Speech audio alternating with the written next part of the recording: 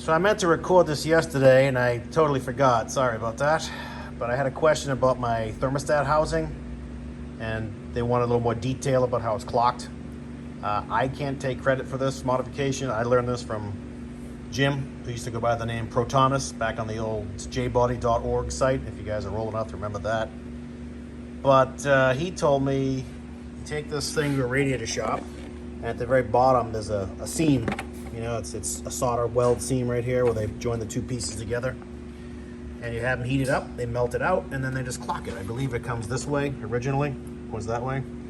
Trying to remember how it goes. Oh yeah, that's right. And I think this goes that way too, because the hose goes like this, right? Pretty sure it goes like that. So you not only clock this thing this way, I guess you clock the radiator that way. I had this radiator made, it's a custom 4-core. So it was no big deal to have them just, you know, spin it 180. So like I said, I think it went that way originally, now it goes this way. And this thing, they didn't go 180. It's close. I don't know why it doesn't go 180, but I don't think going 180 would hurt it. I mean, it'll be over here more. You know, you can see the hose will lay on there, and you just, you know, cheat it up a little bit. I mean, it will go right on, but I mean, being 180 or 90 degree to my fender wouldn't hurt anything. Might even be better, but I don't know. So that's how it works. It's pretty simple. You just have to find a radiator shop that still solder repairs radiators or makes radiators. This place used to make them or solder repair them. They're long gone. The owner died and the whole building's gone now. So there is one more shop I could use who should be able to do this work. I don't know how prevalent they are in your area, but I don't know. You gotta find someone who does this stuff. I mean, a guy who works with me used to work for that radiator shop, and he has a stock of radiator solder, he calls it. So he can still do radiator repairs on copper and brass radiators. So he could do this for me if I wanted him to. If you find a guy who has that radiator solder and you get a big enough propane torch, you know, you could do it yourself even. It's not that difficult, I don't think. But anyway, that's the story. The other thing I didn't answer, which I forgot, sorry, I'm getting old, I forget crap, was about my intercooler charge piping. I can put it up in the air if you want, but basically, my intercooler, you guys saw, it goes in behind my grill here, or behind my lower bumper area, and it just hangs out right on the bottom. So there's just a 3-inch, you know, fitting nipple, whatever you want to call it, on each end, and on the passenger side end, if you can see it through the bumper opening, but I mean, honestly, it just goes straight out here, and then I took some 2.5-inch mandrel bent tubing and I cut it to fit. It's 90 degree, and then I think I welded another 90 degree on it, so it comes out like that, and then it goes around, and then it goes out like at that angle. Like I said, I'll put it up in the air and show you. Same on this side. I think I took a 90. Maybe you can see it on this side. Let me get my light.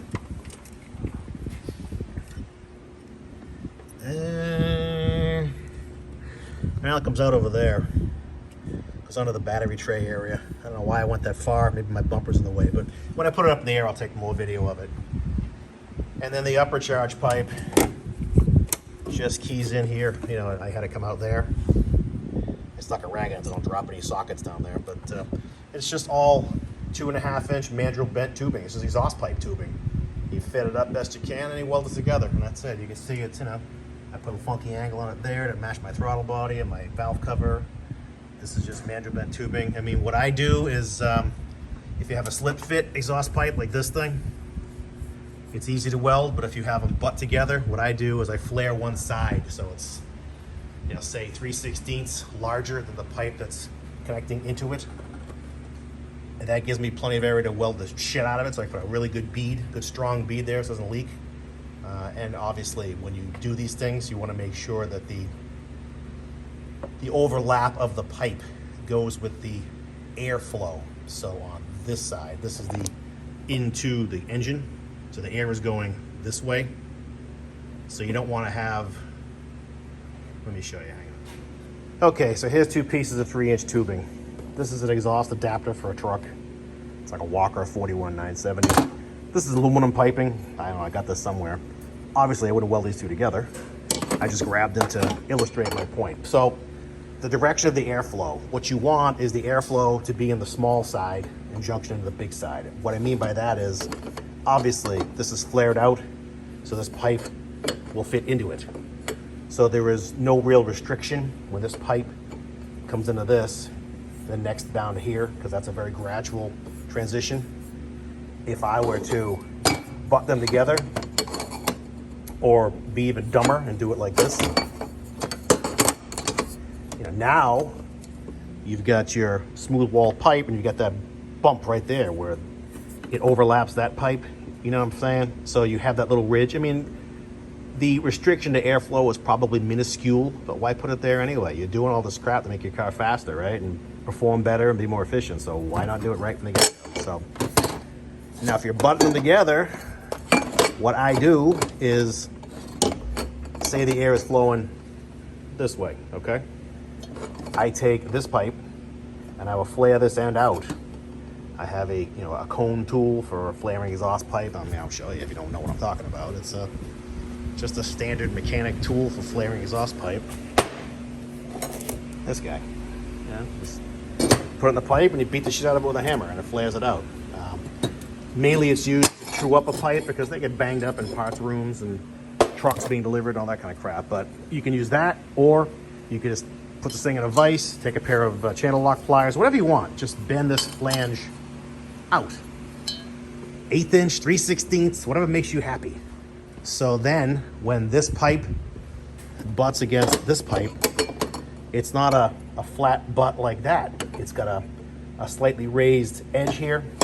So instead of looking like,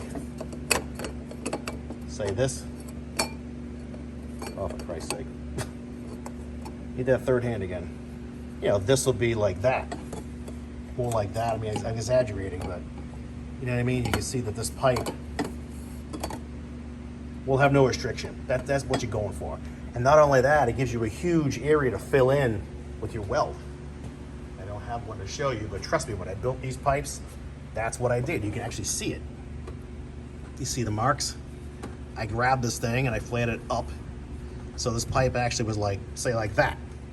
So when this pipe lays against it, I just welded the shit out of it. I got a nice area for a nice flat weld. I mean, that, you know, I ground that down so it's smooth, but I'm sure I had a nice weld there. So that's what I'm saying. So look at your airflow and make sure that the stack up of these pipes favors the airflow with no restriction. That's all. It's just simple stuff, but that's the difference between a winner and a loser, I guess, at the drag races. So, but again, you know, one little piece isn't going to hurt you. But if you do that everywhere you do intake piping, the stack up will hurt you eventually. So it's just simple stuff. So that's the story on that. Let me put it up in the air and I'll show you the intercooler piping in more detail. All right, it's up in the air so you could take a look at the intercooler piping. So there's the outlet right there on the driver's side, and it just goes in. You know, it's a reducer from 3 inch to 2.5 inch. It just goes in 90s. You see it up there, and then some of the sheet metal I had to relieve to make everything fit. It just goes through here by the radiator support, and another joint I welded together. When it goes up, and you see it goes up to that coupler. That's a hump hose. That's why it looks funny. I like those because they give a little stress relief. I don't know, to me it makes sense to give us some chance to move a little bit. So that's how the driver's side is plumbed. Pretty clean and simple. And the passenger side is, again, you know, 3 inch to 2.5 inch adapter. If you look inside the hole there, somehow, hang on a minute, change the beam. There we go. Look inside there, you can see it's another piece of 2.5 inch mandrel bent pipe. I cut it off short, welded a section to it. Well, a couple of welds, it looks like, a couple of weld joints. And then there, it starts a 90 down. And I just chopped it off short. Change my light again. I cut it off short, and how's that? Is that better? And then I put that elbow on it, which, you know, I gave it a little bit of a tweak. It wants to go, you know, if you follow my flashlight, it wants to go like that. But I just pulled it down a little bit to beat that pipe. And that's how it's routed. In the AC, you know, I moved a bunch of stuff. Honestly, it's been so long, I can't remember what went where originally, but my, what was that, the evaporator? That's down there. I don't think that's where it goes. I want to say it's supposed to be up above the fender, so I must have moved it, I guess. Like I said, it's been so long, I don't remember. But I had to reorganize a bunch of crap to make everything fit. So there's the pump for my methanol injection setup. It's a Razor's Alky. I think it's Alky Control he goes by now. But in the old days, he was called Razor. Way above that, you can see the, there's the pump. And to the left of the pump, see if I can get the camera on it, my charcoal canister. It's up there too. I think I'm under it right there. I can't remember if that's where it's supposed to be or not.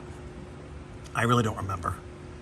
But the AC hoses are tucked in, and you know, there's only so much you can do with the air conditioning mounting. I mean, it goes where it goes, and you got to make the hoses bend to your will. One other thing I was going to show you was this is my oil cooler. It's tucked up in my wheel well. You know, this is the passenger side wheel well.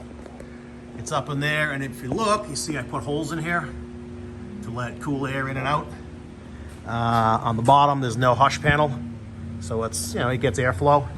On the driver's side, I had to put the hush panel back in to mount the spoiler. I mean, I call it a hush panel. Under the dash, it's a hush panel. Under the fender, I don't know what you call it, a gravel pan, whatever, but I put holes in this and the front bumper to let cool air in.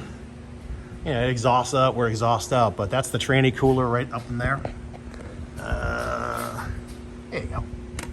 And I've had that in there a long time. I mean, there's plenty of room in these corners, so why not use them for something, right? And that is the largest B&M tranny cooler, which I think is actually made by Long. It's like a 70266 or something like that. It's the biggest one they make. It's a half-inch pipe header, and I reduced it down to the Dash 6 hoses, and there's the tranny right there, and it's as simple as that. And the oil cooler, again, is that Euro thing I got from my friend Steph over in the UK. It just bolts on. That was standard equipment on like a Mach 1 Astra or whatever. And I had to relieve that piece of the body right there, if you want to call it that, to make it clear. And then the hoses just go, you know, up and over and in and in the cooler. So you just got to be creative, that's all. But I've had, you know, these coolers on this car for, God, 15 years. I can't remember. So let me throw the axle shafts back in, the sway bar end links, and then I can fill it with tranny fluid and motor oil and probably fire this thing up before I go home today. I'm flying out to California tomorrow morning, so this morning I gotta be home before noon to take my son to school, but I'll do what I can do. I'm still gonna wrap this thing, give it some paint quickly on the weld joint. So I got a few things to do. I almost hate to put the axle shafts back in because I wanted to go to the N-car front brake upgrade. It's like a 12-inch rotor, but the problem is the wheel bearing is larger, and I believe you gotta re-drill the control arm for the ball joint. It's a different ball joint. I have all that stuff. I haven't worked out the wheel bearing portion. I was hoping to make an adapter and use my wheel bearing so I can still use my axle shafts. Otherwise, I have to go to the N-car bearing, the N-car axle shaft, which I don't know if they're the right length. And then I believe the wheel bolt pattern is different on the N-car, which would suck. But I mean, this has the second gen Cavalier brake upgrade, so they're far better than the stock ones. But I mean, you're talking like 9.5 inch to like 10.2. It's not a huge difference. It's just a bigger piston in the caliper, gives you much better braking. And these have aluminum knuckles, so you shed some weight. And I believe they're double piston caliper too. I think they're aluminum, which is, you know, that's a super cool upgrade for braking and weight, but you know, you gotta make it work. So people have done it. I'm not the only guy to think about it. I read it online at jbody.org, which again, you know, if that thing's still relevant, I think it is, but I don't know how much first and second gen stuff they do anymore. Anyway, that's on the my docket for the future. So let me get going, get some shit done before I get out of here today, and I'll let you know how I did at the end.